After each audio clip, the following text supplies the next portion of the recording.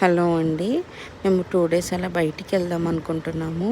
అందుకే అన్నము, కర్రీ ఇంకా ఇవన్నీ చేసుకుంటే లేట్ అయిపోతుందని రైస్ ఒకటి ఇలా ప్రిపేర్ చేసుకుందామని రెడీ పెట్టుకున్నానండి. రైస్కి కావాల్సినవి సింపుల్గా అయిపోతుందని ఈ మసాలా అండ్ వెజిటేబుల్స్, పచ్చిమిర్చి అండి.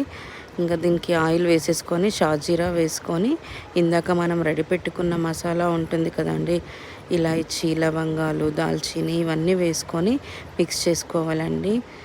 యాక్చువల్గా మేము వెళ్ళే రూట్లో బయట ఫుడ్ అంత బాగోదు, అందుకనే ఇట్లా చేస్తే పిల్లలైనా తింటారు కదా, మళ్ళీ స్కూల్ స్టార్ట్ అయ్యేముందు ఎందుకని చెప్పి మేము ఇలా రైస్ రెడీ చేసుకుంటున్నాను. తినేసి మిగిలింది తీసుకెళ్దామని అనుకున్నామండి. వెజిటేబుల్స్ అన్నీ వేసుకొని మంచిగా ఆయిల్లోనే మగ్గించుకోవాలండి, కొంచెము వాటర్ వేయకముందే.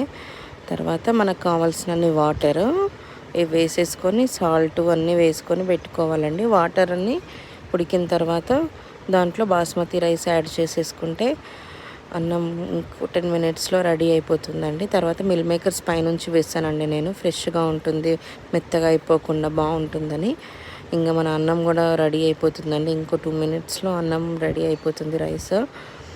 ఇప్పుడు మా ఆయన అయితే ఓకే, మా అల్లుడండి, నెక్స్ట్ మా బాబు.